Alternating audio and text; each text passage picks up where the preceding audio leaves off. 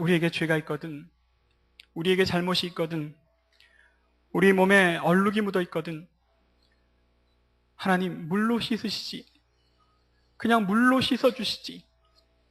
왜 사랑하는 아들 우리 주 예수 그리스도의 그 살을 베시고 그를 십자가에 못 박아 피를 흘리셔서 그 보혈의 피로 흘려주셔서 씻으셨나이까.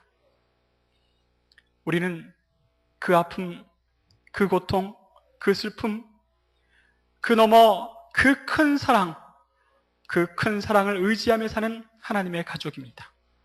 하나님의 아들입니다. 하나님의 딸입니다. 그 은혜가 우리 가운데 늘 넘칠 때 우리는 그 죄의 벽을 넘어서 우리 주님과 영원히 사귀어 사는 사람 될 수 있기를 간절히 소망합니다. 죄는 이렇습니다. 죄는 하나님과 우리를 갈라놓는 겁니다. 죄가 그렇게 지독하고 그렇게 하나님께서 싫어하실 만한 것인데 우리는 하나도 예외 없이 다 죄인이다. 그래서 하나님 앞에 모두 다 긍휼히 여김을 받아야 한다. 이렇게 성경은 말하고 있습니다. 제가 죄인이라는 것을 이렇게 선포하면 유독 기분 나빠하는 분들이 있어요. 그냥 기분 나빠하는 것뿐만 아니라 찾아와서 얘기 따집니다. 목사님 얘기를 하실 때 그냥 좀 그냥 얘기하시지 왜 하필이면 지독한 죄인과 우리를 빗댑니까?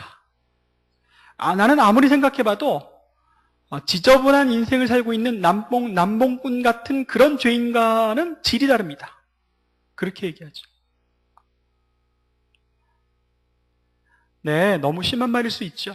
그러나 하나님 앞에서는 지저분한 인생을 사는 남봉꾼과 같은 죄인, 그 죄인과 우리가 다르지 않더라.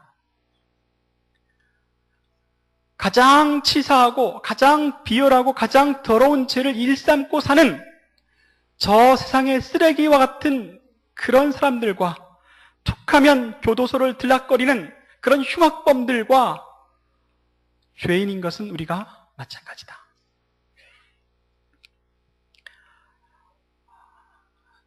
저도 가만히 보면 참 치사한 죄를 지을 때가 많습니다. 겉보기는 이렇게 멀쩡해 보이는데 이 나이스하지 못한 그런 면들이 좀 있어요.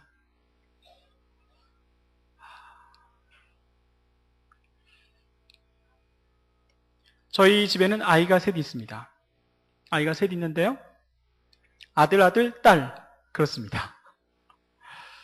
이렇게 세 아이를 기르다 보니까 한 가지 좀 늘 마음에 걸리는 일이 있습니다. 어떤 거냐면 중간에 끼인 둘째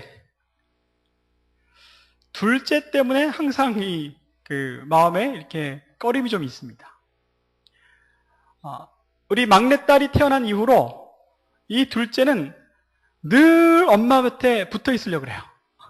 엄마를 떠나려고 하지 않습니다. 잠시라도 막내를 안고 있으려 치면 그 무거운 녀석이 자기도 안아달라고 달려들어서 목을 휘어붙잡고 매달립니다.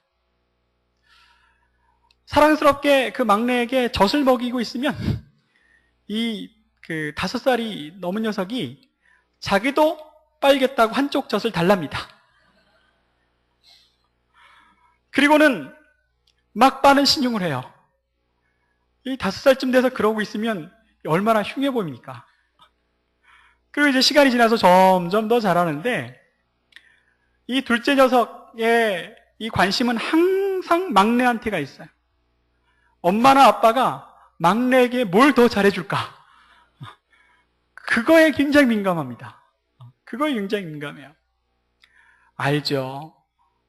그래서 미운 짓 하고 그래서 막 관심 끌려고 사랑받으려고 계속 그렇게 엄마 아빠를 이렇게 귀찮게 하고 힘들게 한다는 거 알죠? 그런데 하루 저녁에는 제가 먼저 잠이 들려고 침대에 누웠습니다. 한 9시쯤 됐을 겁니다. 그래서 잠을 자려고 침대에 누워서 잠을 청하고 있는데 거실에서 이 둘째 녀석의 울음소리가 들려와요. 왜 억울해서 막 속상해서 우는 그 울음 아시죠? 네, 우리 둘째 녀석의 전매특허 울음인데 악을 쓰고 우는 겁니다. 그게 무슨 일인가 하고 나가 봤더니 이 막내 동생을 해코지하다가 괴롭히다가 엄마한테 걸려가지고 되게 맞은 겁니다. 그래서 아프다고 우는 거예요. 억울하다고 우는 겁니다. 막 악을 쓰고 항상 우는 거예요. 그래서 늘 있을 법한 일이니까 저는 거기에 관여하지 않고 다시 들어와서 잠을 청했습니다. 잠을 청해서 이렇게 자려고 하는데 마음속에 슬픔이 확 밀려와요. 저 녀석이 둘째로 태어나서.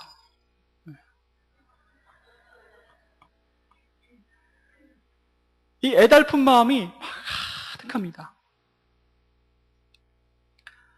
근데요, 30분이 지났는데도 안 그쳐요. 그냥 우는 울음이 아닙니다. 그러니까 나 좀 봐달라고, 내 이 억울함 좀 알아달라고 악을 쓰고 울어요. 악을 쓰고 울어요.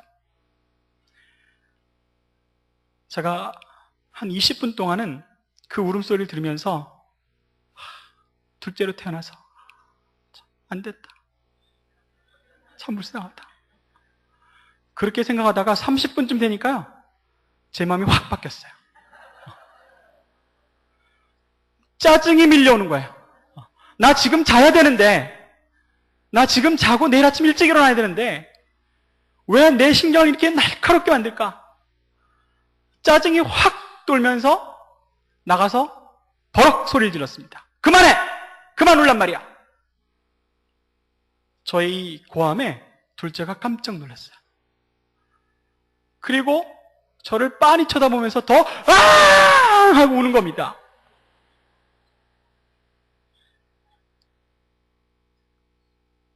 불과 몇 분 전까지는 둘째로 태어나서 중간에 끼어서 제대로 대접도 못 받아보고 사랑도 못 받아보고 항상 막내에 신경 쓰다가 그렇게 해코지하다가 그렇게 걸려서 엄마한테 혼나서 울고 있는 그 막내가 너무너무 슬프고 안 돼서 애처로웠던 마음이 화로 변해서 너 그치지 못해 이 자식! 그리고는 달려가서 죽도가 있습니다. 우리 아이들 검도하는 죽도가 있어요. 죽도록 때렸습니다. 얼마나 치사합니까? 20분 동안은 안 됐다, 가엾다, 그 슬픔이 막 밀려와서 어쩔 줄 몰라 하다가 순식간에 참지 못하고 나가가지고 아이를 때렸어요. 멀쩡해 보이는 목사도 그런 치사한 죄를 짓더라. 그런 치사한 죄를 짓더라. 우리가 왜 그럴까요? 성경은 이렇게 이야기합니다. 우리는 빛의 자녀이지만 이 땅 가운데는 어둠이 있다. 이 땅에 두 나라가 있다. 하나는 빛의 왕국이고 하나는 어둠의 왕국이다. 우리가 이 땅 떠날 때까지는 그 두 왕국에 다 속해 있는 거다. 우리의 마음과 우리의 영은 하늘에 있지만 우리의 땅, 우리의 발은 땅에 발딛고 있다. 그래서 우리는 어쩔 수 없이 그 사이에 끼어가지고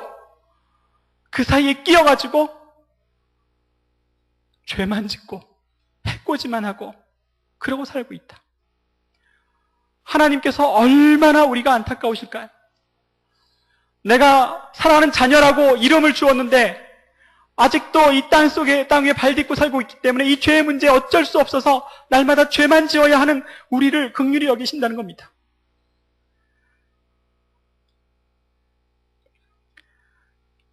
그런데 그건 어쩔 수 없다고 쳐요. 근데 더 나빠지는 경우가 있습니다. 뭐가 더 나빠지는 거냐? 시간이 갈수록 내 잘못, 내 죄에 대해서는 둔감해져요. 그리고 네 잘못, 네 죄, 이거는 가차가 없습니다. 예수님께서 경고하셨죠? 마태복음 7장 1절부터 5절까지 말씀. 비판하지 말라는 말씀하셨고, 그리고 티와 들보 얘기하셨고, 우리가 그렇더라는 겁니다. 우리는 내 죄에 대해서 이야기하자면 아주 둔감하고, 남의 죄는 아주 크게 얘기하고 다니죠. 제가 같이 있었던 그 그룹에서 어떤 일이 벌어졌는지 들려드리겠습니다. 같이 있던 그 그룹에 서열이 있었어요. 나이 차이가 한 위로 10살, 아래로 저를 기준으로 저보다 10살 많은 분도 계셨고, 저보다 3, 4살 어린 사람도 있었습니다. 그러다가 어느 해에 그 중간쯤 낀 연세 분이 우리 그 공동체에 들어왔어요. 근데 이분은 태생이 부산 태생입니다.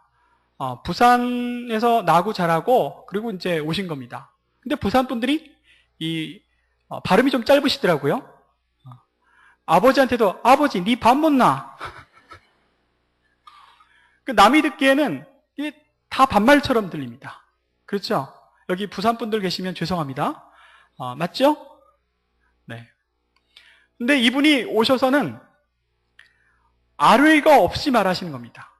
나이가 많은 분에게도 계속 반말을 해요. 그리고 나이가 낮은 사람도 계속 이제 반말하고, 그리고 이제 태도도 이제 무시하는 태도고.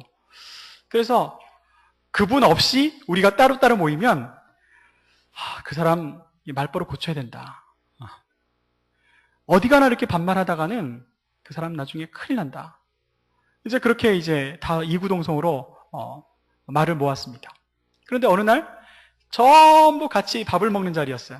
그런데 그분이, 그 양반이 딱 오더니 굉장히 기분 나쁜 표정으로 아주 기분 나쁜 일을 이야기하더라고요. 자기가 감기가 들어가지고 그 병원에 갔답니다. 근데 병원에 갔는데 그 의사가 나를 언제 봤다고 반말을 하냐.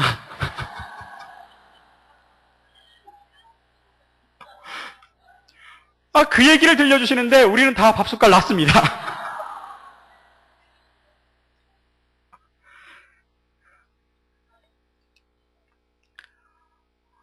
사귀어 사는 게 참 어렵다고 얘기했죠. 왜 사귀어 사는 게 참 어렵냐면, 가만히 보면 상대방의 잘못만 보이기 때문에 그래요. 모든 일의 결과는 그 탓이에요. 네 탓이에요. 생각해보면 내 탓은 별로 없어요. 이게 우리의 죄더라는 겁니다. 여러분들, 우리나라에 수많은 부부들이 헤어집니다. 이별하고 떠나요. 근데 그 법원에 공시된 이유가 있어요. 80%가 뭐라고 공시되어 있냐면 성격 차이라고 공시해놨습니다. 이 성격 차이, 이건 대단히 애매한 말이에요. 그냥 객관적으로 그냥 성격이 달라서 그렇다 이건데, 법정에서 서로 공방을 할 때는 저 사람이 저래서, 그 사람이 그래서 못 살겠다는 거예요. 판사 앞에서는 자기가 허물이 많아서, 자기가 죄가 많아서 힘들었습니다 라고 말하는 사람 없다는 겁니다. 다 그 사람이 이래서, 저 사람이 저래서, 다 그 사람의 상대방이 성격 파탄자여서 내가 맞춰 살 수가 없다 라고 그렇게 이야기한다는 거죠.